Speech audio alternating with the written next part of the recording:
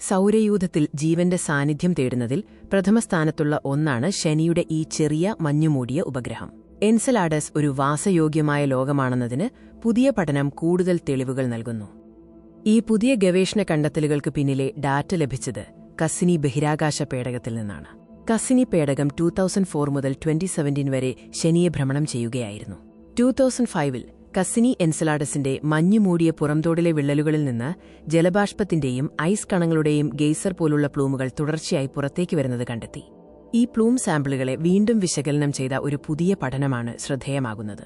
ബെർലിനിലെ free യൂണിവേഴ്സിറ്റിയിലെ നൊസേർ ഖവാജിയുടെ നേതൃത്വത്തിലുള്ള സംഘം എൻസെലാഡസിന്റെ ദക്ഷിണധ്രുവത്തിൽ നിന്നുള്ള കസ്സിനി സാമ്പിളുകൾ പുനഃപരിശോധിക്കാൻ തീരുമാനിച്ചു.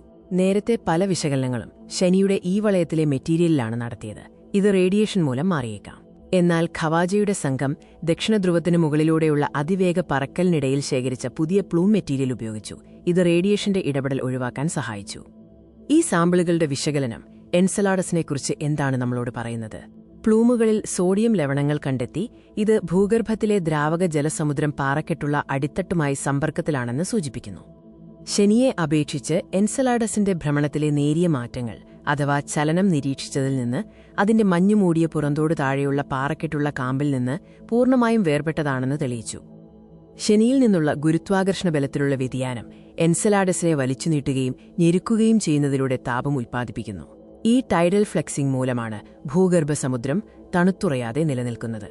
സമുദ്രത്തിലെ സാമ്പിളുകൾ ശേഖരിക്കാനുള്ള ഈ കഴിവ് എൻസെലാഡസിലെ വാസയോഗ്യത കൂടുതൽ സമഗ്രമായി അന്വേഷിക്കാൻ സഹായിച്ചു. അതായത്, ജീവനാവശ്യമായ ചേരുവകൾ അവിടെയുണ്ടോ എന്ന്.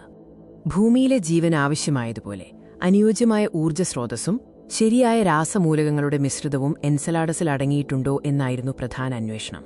പ്ലൂം സാമ്പിളുകളുടെ വിശകലനം സാധ്യമാക്കിയത് മാസ് സ്പെക്ട്രോമെട്രി എന്ന സാങ്കേതികവിദ്യയിലൂടെയാണ്.